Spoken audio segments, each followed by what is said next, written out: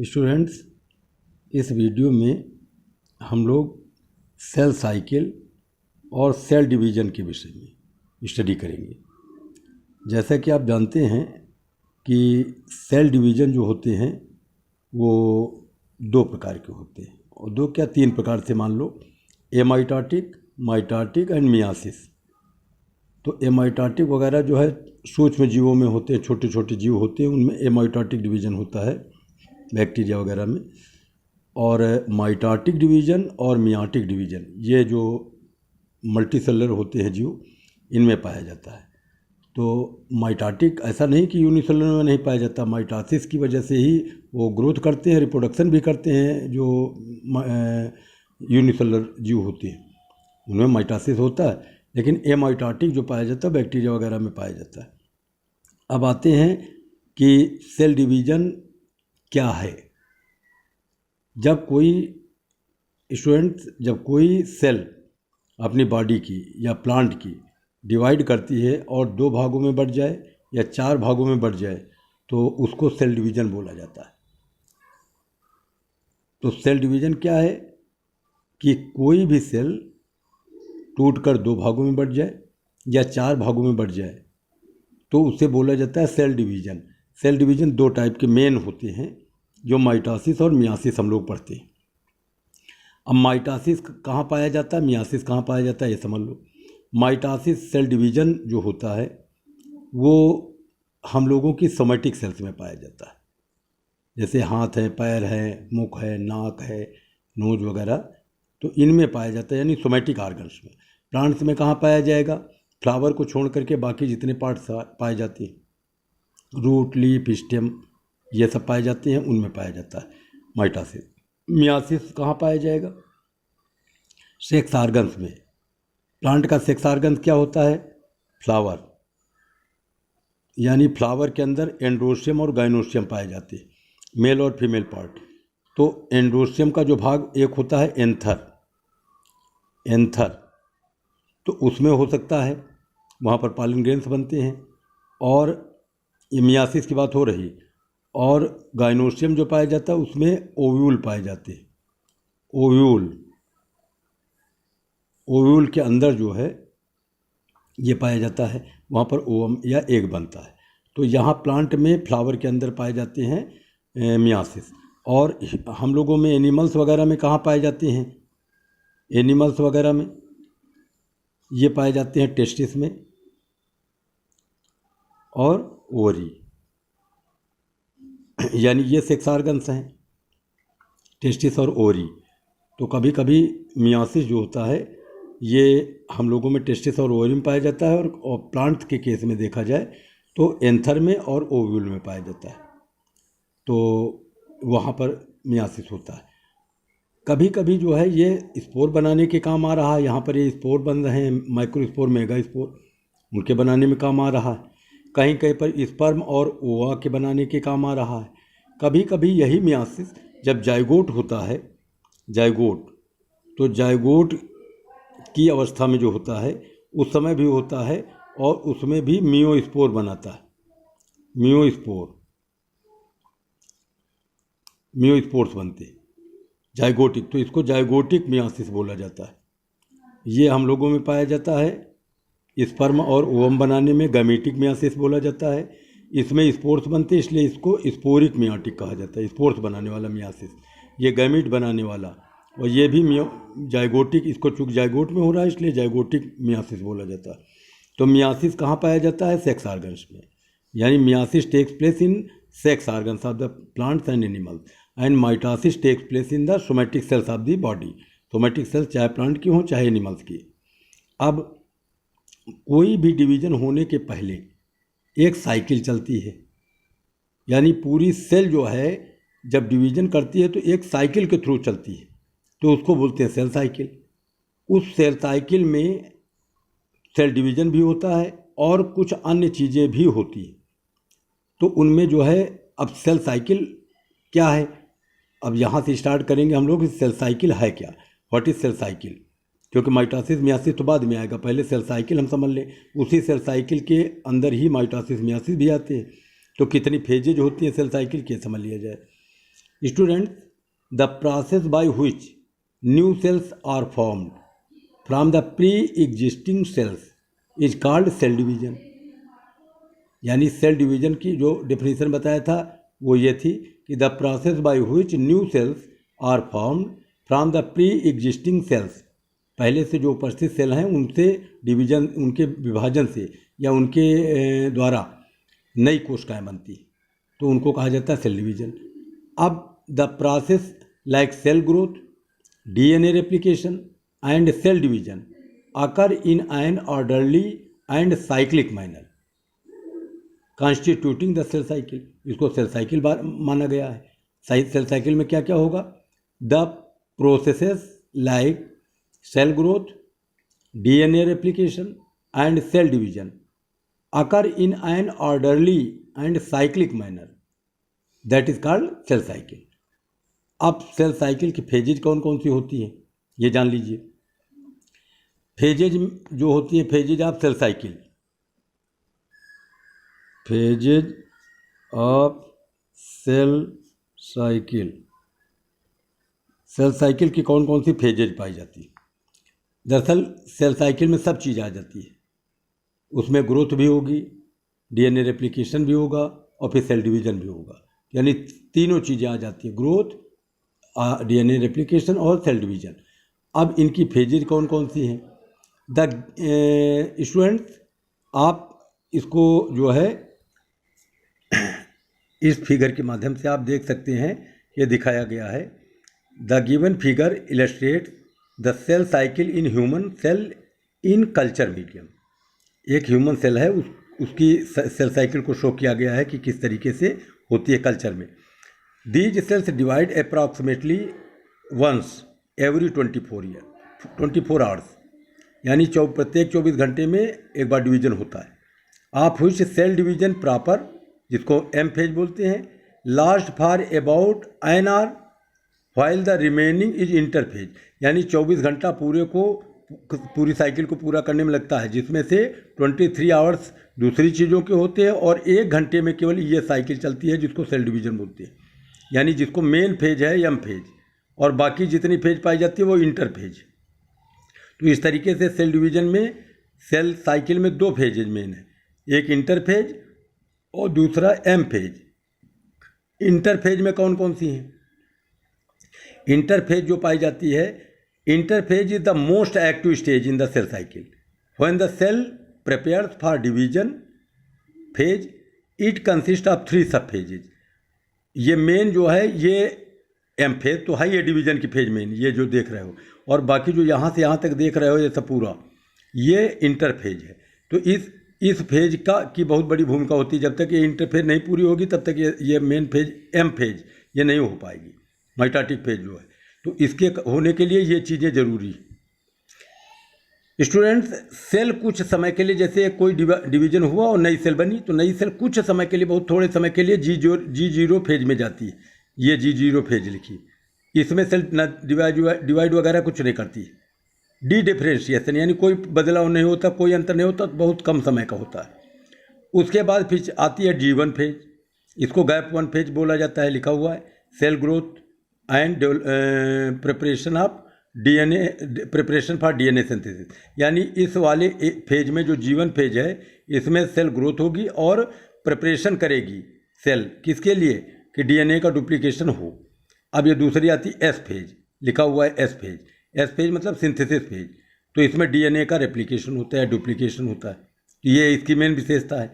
इसको कहते हैं G1 फेज, इसकी मेन विशेषता ग्रोथ करना और डुप्लीकेशन के लिए प्रिपेयर करना सेल को। दूसरी विशेषता एस की क्या है? कि डीएनए का डुप्लीकेशन होना।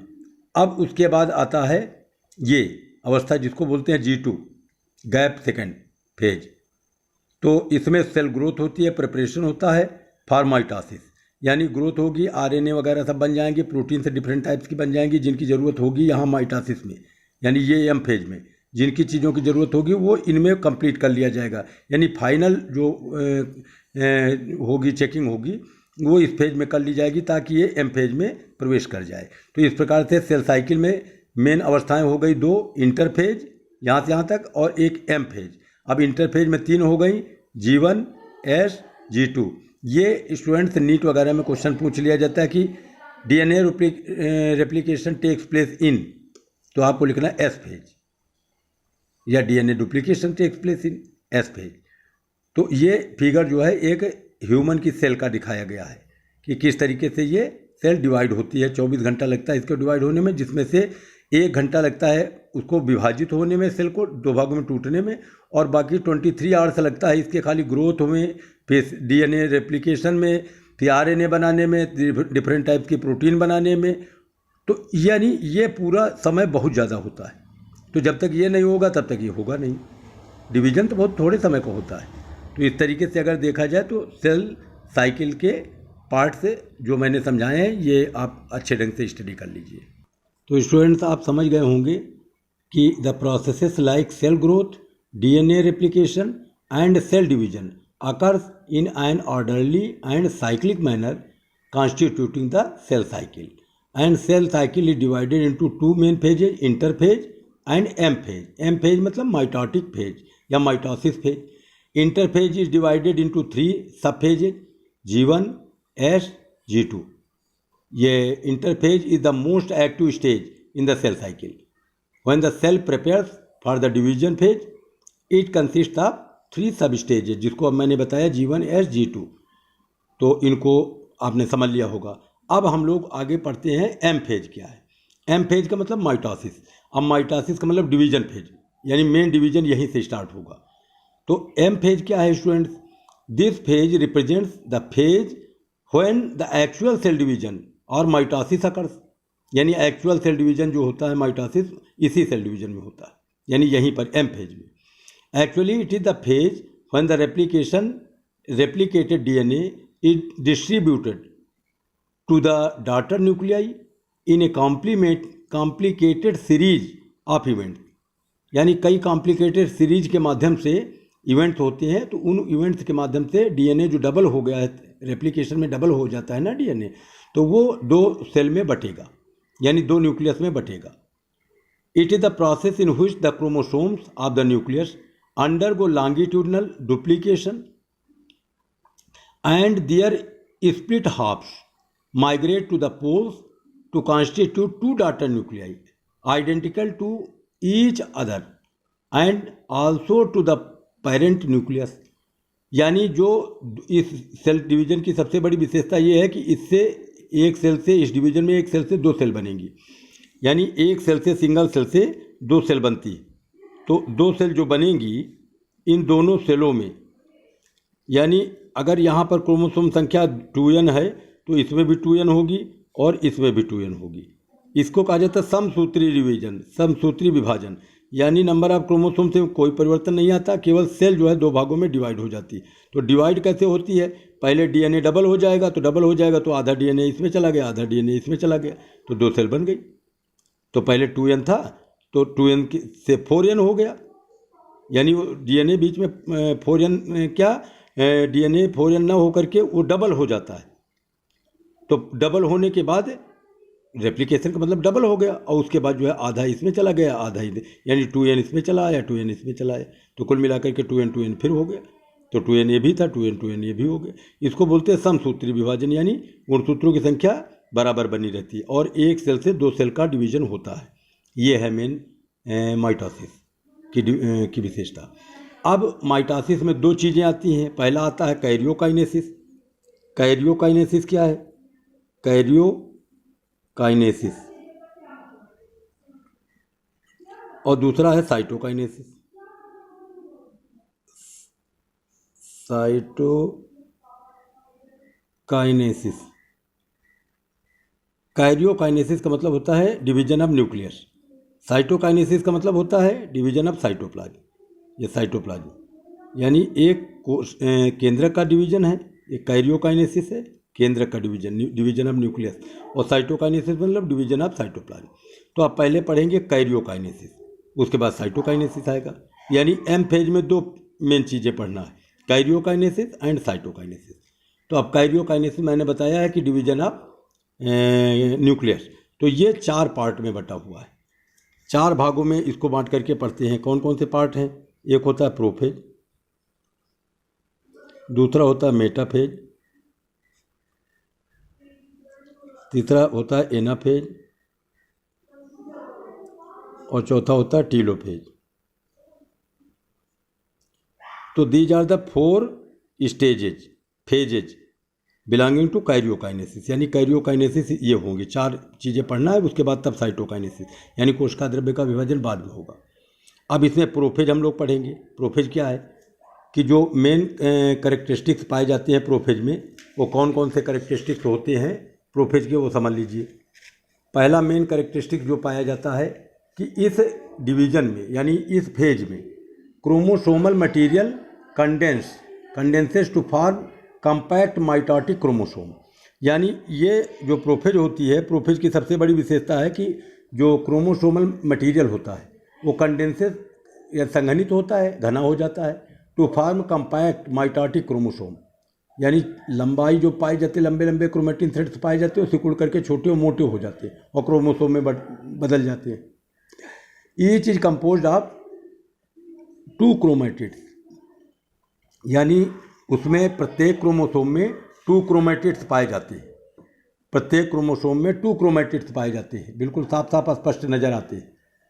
Attach together at centromere. अब दोनों जो क्रोमेटिड्स पाए जाते हैं वो सेंट्रोमियर से कैसे अटैच रहते हैं? एक क्रोमेटिड ये है और दूसरा क्रोमेटिड ये है। ये इस तरीके से एक क्रोमोसोम बन जाता है, दिखाई देने लगता है ये, और इसको बोला जाता है सेंट्रोमियर। ये पार्ट कहलाता है सेंट्रोमियर। यानी एक क्रोमेटिड यहाँ से लेकर यहाँ तक है, दूसरा क्रोमेटिड यहाँ से लेकर यहाँ तक। तो 2 chromatids are join together in a place that is called centromere. और सेंट्रोमियर के इधर ये जो पार्ट पाए जाते हैं, ये वाला उभरा वाला भाग, इसको बोलते हैं काइनेटोकोर। अभी आगे आएगा तो इसलिए बता देते हैं, काइनेटोकोर।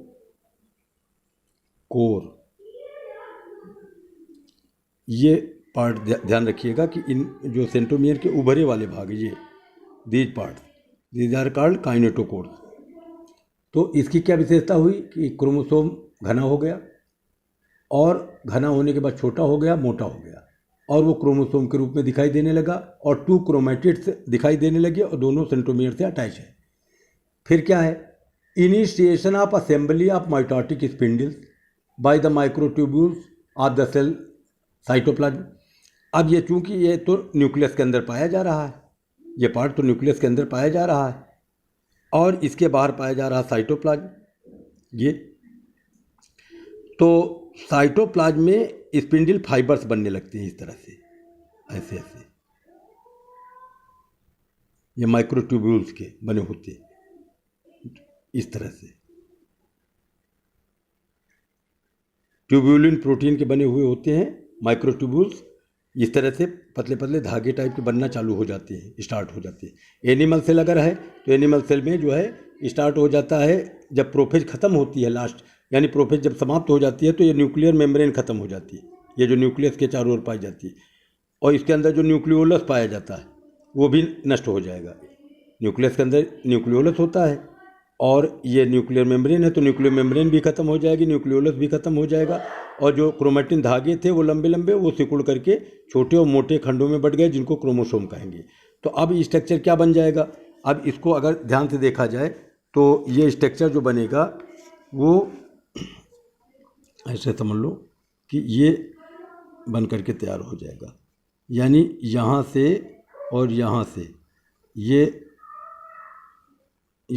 ट्यूब्यूलिन प्रोटीन के बने हुए स्पिंडल फाइबर्स हैं इस टाइप से, एक पोल ये है, एक पोल ये, यहाँ से बनना चालू हो जाते हैं।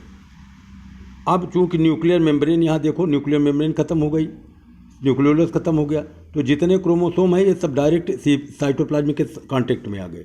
तो कहीं कोई इधर पड़ा है, कहीं कोई इधर पड़ा, कोई इधर पड़ा, कोई इधर पड़ा।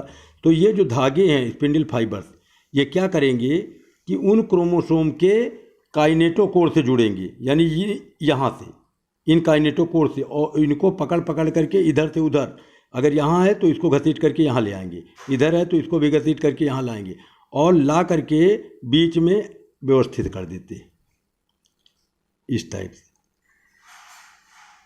और इसके काइनेटोकोर से इधर से भी जुड़ा, इधर से भी जुड़ा। क्रोमोसोम यहाँ पर इकट्ठे हो जाते हैं। ये मेटाफेज के बाद की अवस्था बता रहे हैं, प्रोफेज के बाद की अवस्था। प्रोफेज के बाद अवस्था आती है मेटाफेज। यानी प्रोफेज में क्या क्या बताया मैंने? क्रोमोसोम कंडेंस हुए, सेंट्रोमियर बन गया, 2 क्रोमेटिड हो गए, न्यूक्लियर मेम्ब्रेन खत्म हो गई, न्यूक्लियोलस खत्म हो गया, और ये माइक्रोट्यूब्यूल्स बन गए। अब क्या मेटाफेज अवस्था आई? मेटाफेज अवस्था में जितने क्रोमोसोम इधर उधर बिखरे पड़े थे, उनको ये धागों ने क्या किया? काइनेटोकोर से जुड़ जुड़ करके और उनको घसीट घसीट करके ला करके और इक्वेटर में ले आए, बीचों बीच में ले आए, और मेटाफेज प्लेट बना दिया। इसको बोलते हैं मेटाफेज प्लेट। यानी मेटाफेज अवस्था की ये सबसे बड़ी विशेषता है कि ये मेटाफेज प्लेट पाई जाती है। इक्वेटर में सारे क्रोमोसोम से व्यवस्थित रहते हैं। यहाँ पर नीट में क्वेश्चन पूछ लिया जाता है कि सबसे जो थिकेस्ट क्रोमोसोम होते हैं वो किस स्टेज में दिखाई देते हैं? तो यही स्टेज है मेटाफेज स्टेज। इसी में सबसे ज़्यादा मोटाई होती है क्रोमोसोम की, और वो भी होती है 1400 नैनोमीटर। इतनी मोटाई होती है क्रोमोसोम की, एक क्रोमोसोम की। और जबकि डीएनए का धागा 2 नैनोमीटर का मोटा होता है। डीएनए का व्यास जो आपने पढ़ा है डायमीटर, वो केवल 2 नैनोमीटर का होता है। यानी 2 नैनोमीटर का धागा लिपटते लिपटते लिपटते लिपटते कंडेंस होते होते इतनी मोटाई का बन जाता है, तब हमको दिखाई देते हैं कि ये क्रोमोसोम है। तो यानी सबसे मोटाई मेटाफेज अवस्था की। मेटाफेज की और क्या विशेषता है? Spindle fibres attach to kinetochore of chromosomes. Chromosomes are move to spindle equator and get aligned along metaphase plate through spindle fibers to both poles। अब ये दोनों पोल, एक पोल ये है, एक पोल ये है, ये धागे यहाँ से काइनेटोकोर से इधर से जुड़े, इधर से भी उधर से भी जुड़े। अब इसके बाद की अवस्था क्या आएगी? इसके बाद की अवस्था आएगी एनाफेज स्टेज। ये एनाफेज में क्या दिखाया गया है कि एनाफेज की स्टेज में जैसे सपोज करिए कि ये सेल है, अब एक पोल ये है, दूसरा पोल ये है, तो ये जो धागे पाए जा रहे हैं ये इधर की तरफ खींचेंगे, सिकुड़ेंगे, और ये इधर की तरफ सिकुड़ेंगे। तो जब ये इधर की तरफ सिकुड़ेंगे, वो उधर की तरफ सिकुड़ेंगे, तो काइनेटोकोर भी उधर की तरफ खींचेगा और इधर भी खींचेगा। तो यानी बीच से क्रोमोसोम फट जाएगा। यानी 2 क्रोमेटिड जो पाए जा रहे थे, एक क्रोमेटिड ऊपर चला गया, एक क्रोमेटिड नीचे चला आया। तो यानी इसकी स्थिति इस तरह के तरीके से बन जाएगी।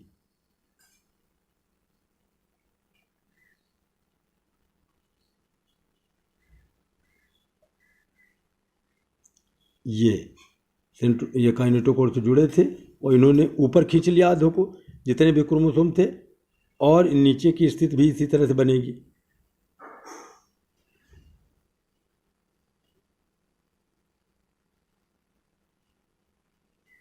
ये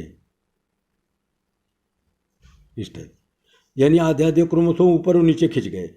अब क्या होगा? एनाफेज की स्टेज, ये मेन एनाफेज की स्टेज है, देख लीजिए। इसी तरह से होता है। The spindle fibres breaks and the centromeres of all the chromosomes split simultaneously. यानी सेंट्रोमियर यहाँ जो आपस में जुड़े थे बीच टूट जाएंगे। टूटने के बाद आधा ऊपर चला गया, आधा नीचे चला आया।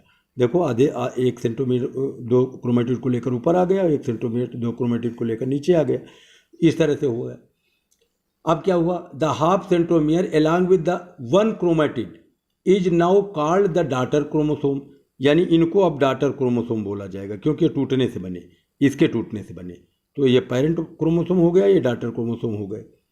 अब क्या होगा? The daughter chromosomes begins their migration towards the pole. अब ये धीरे धीरे और खींचेंगे इधर की तरफ, वो उधर की तरफ खींचेगा, यानी दोनों पोल की तरफ खींचेंगे, क्योंकि ये न्यूक्लियस अब बनाना है, यानी सिमट करके एक जगह पर जाएंगे। तो मेन पॉइंट्स कौन कौन से हो गए कि centromere split and chromatid separate. और क्या हुआ? Chromatids commence their movement to opposite poles.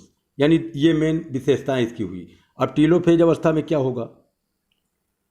ये तो यानी ये 2 पोल हैं मान लीजिए।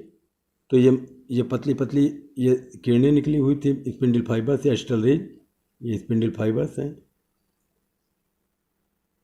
इस टाइप से। अब न्यूक्लियर ये एक इस तरह से क्रोमोसोम जो बट करके आए थे 2 क्रोमेटिड लेकर के, वो इस तरह से आए थे। इसी तरह से यहाँ भी है।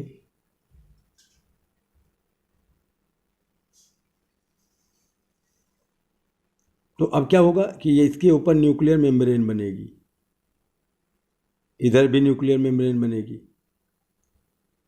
यानी पहले न्यूक्लियस का डिवीजन हुआ, देखो यहाँ से न्यूक्लियस का डिवीजन यहाँ से हुआ था, यानी न्यूक्लियर मेम्ब्रेन टूट गई, टूटने के बाद क्रोमोसोम सब टूटते चले आ रहे हैं, ये बढ़ते हुए चले आ रहे हैं, तो यानी न्यूक्लियस 2 बन गए, यानी एक सेल के अंदर 2 न्यूक्लियस बन गए, यानी आधे आधे क्रोमोसोम बट गए। तो यहाँ से हमने 3 से मान लीजिए स्टार्ट किया था, तो 3 ऊपर भी चले गए, 3 नीचे भी चले गए। अब क्या होगा, अब होगा यानी टीलोफेज की स्टेज की विशेषता क्या हुई, chromosomes clusters at opposite spindle poles and their identity lost. यानी ये जो क्रोमोसोम थे दिखाई दे रहे थे, वो अब पतले हो जाएंगे, खुल जाएंगे, खुल करके धागे नुमा हो जाएंगे स्पिंडल फाइबर्स के रूप में, सॉरी क्रोमेटिन फाइबर्स के रूप में, इस तरह से पतले पतले उसी में ये।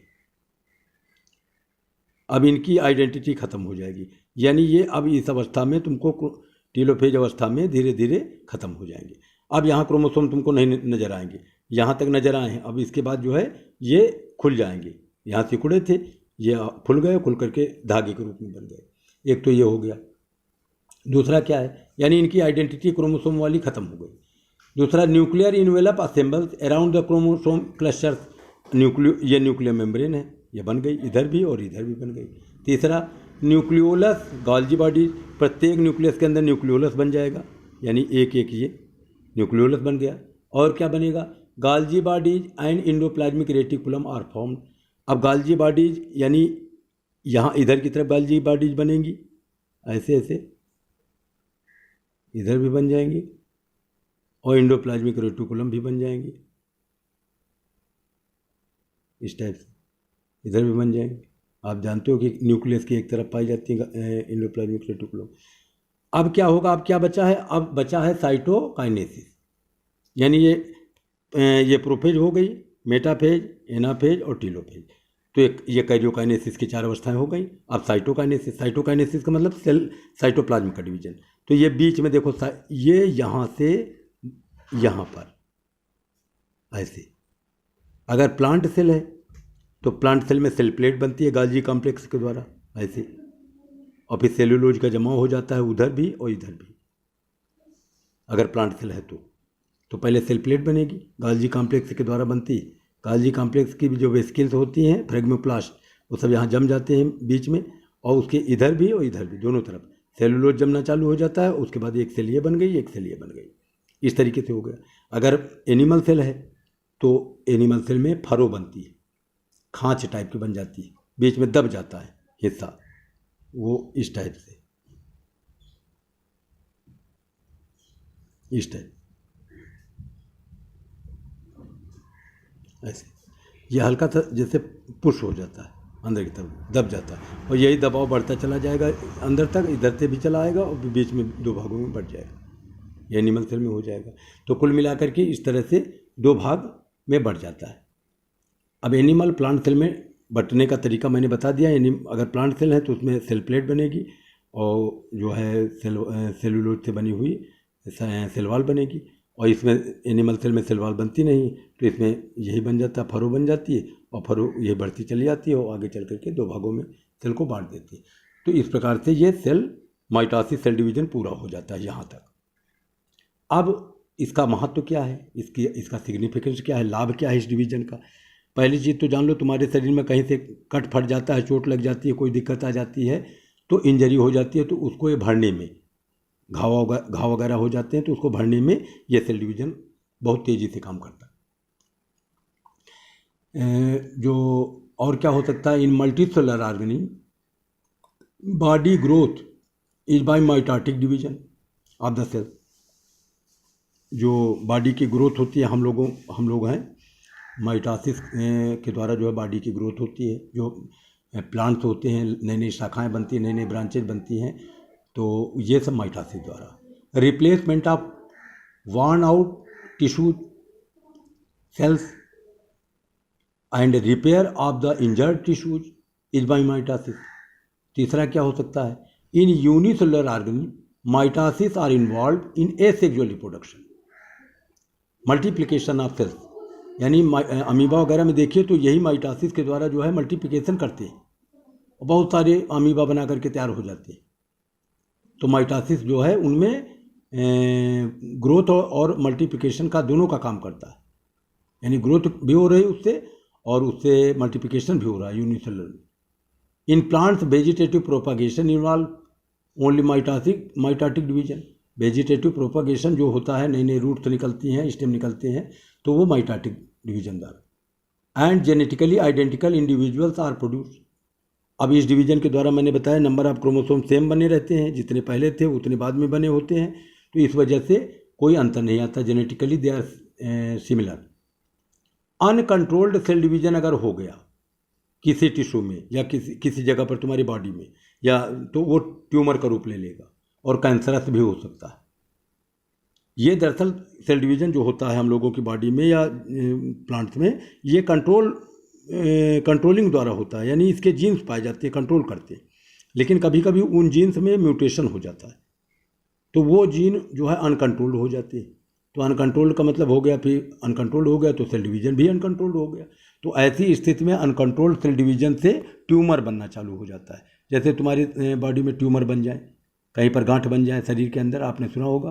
तो दो प्रकार के होते हैं, एक बिनाइन ट्यूमर होता है और एक मैलिग्नेंट ट्यूमर होता है। बिनाइन ट्यूमर जो होते हैं उनको तो ऑपरेशन द्वारा काट करके बाहर कर दिया जाता है, और जो मैलिग्नेंट ट्यूमर होते हैं तो उनकी वो कभी कभी फट जाती है। तो फटने से क्या होता है कि उनकी सेल्स चारों तरफ पूरी बॉडी में ब्लड के द्वारा या लिक्विड के द्वारा, किसी फ्लूइड के द्वारा बॉडी में इधर उधर फैलना चालू हो जाती है पूरे बॉडी में, और वहाँ जाकर के छोटे छोटे ट्यूमर बनाना चालू कर देते, तो पूरे शरीर में ट्यूमर हो जाते हैं। तो ये कैंसरस हो जाता है, यही खतरनाक हो जाता है। यानी मैलिग्नेंट ट्यूमर जो होता है ये खतरनाक हो जाता है। और जो सेल्स है इसकी निकल करके एक जगह, जैसे मान लीजिए एक ट्यूमर बना यहाँ पर, ये बहुत सारी सेल्स से मिलकर के बना है। अब ये इनकी सेल, ये ट्यूमर फट गया, तो फटने से क्या होगा कि ये सेल्स बिखर गई यहाँ पर चारों तरफ। अब ये बिखरी हुई सेल्स जो है, इनमें सब सेल्स में जितनी भी सेल्स पाई जा रही हैं सब में अनकंट्रोल्ड डिवीजन होने की क्षमता है। अब ये ब्लड के माध्यम से या लिक्विड के माध्यम से पूरे बॉडी में जहाँ पर भी चली जाएंगी, वो इतने ट्यूमर तमाम बनाएंगी, फिर वो फट जाएंगी, फटने के बाद पूरे बॉडी में फिर फैलेंगी, यानी कुछ दिन के बाद पूरे शरीर में ट्यूमर ही ट्यूमर हो जाएंगे और आदमी की मृत्यु हो जाएगी। जितना आप लोग खाना खाएंगे वो सब इन्हीं के ग्रोथ में लग जाएगा और तुम्हारी शरीर को एनर्जी मिलेगी ही नहीं, आपका शरीर वैसे भी मर जाएगा। तो ये कभी कभी नुकसानदायक भी हो जाता है माइटोसिस। और इसके लिए जीन जो पाए जाते हैं हमारी सेल न्यूक्लियस के अंदर, उनको ऑन्कोजीन्स बोलते हैं। तो ऑन्कोजीन्स जो होते हैं वो निष्क्रिय पड़े रहते हैं, कैंसरस जीन उनको बोला जाता है, और निष्क्रिय पड़े रहते हैं। लेकिन कभी कभी कोई वायरस चला गया या कोई म्यूटेशन हो गया, उसकी वजह से सक्रिय हो गए, तो वो जो है कैंसरस बन जाते हैं, यानी वो सेल डिवीजन भी अनकंट्रोल्ड हो जाता है और वो कैंसर का कारण बन जाता है। तो स्टूडेंट्स, इस वीडियो के माध्यम से आप लोगों को समझाने का प्रयास किया गया कि सेल साइकिल क्या है, माइटोसिस क्या है, कहाँ होता है माइटोसिस, एक सेल से कितनी सेल बनती हैं यह बताया गया, नंबर ऑफ क्रोमोसोम का क्या होता है, जेनेटिकली सिमिलर है कि डिसिमिलर है, ये सब बता दिया गया। उसके बाद डिफरेंट स्टेजेज बताई गई, सेल साइकिल की डिफरेंट स्टेजेज बताई गई, और सिग्निफिकेंस बताया गया, कैंसर बताया गया। और मेरी आशा है कि जो है आप लोगों को ये वीडियो जो है पसंद आएगा। तो पसंद आए तो लाइक भी करिए और जो है शेयर भी करिए ज़्यादा बच्चों में, ताकि उनको भी इसकी जानकारी प्राप्त हो सके। Okay student, thanks for watching video.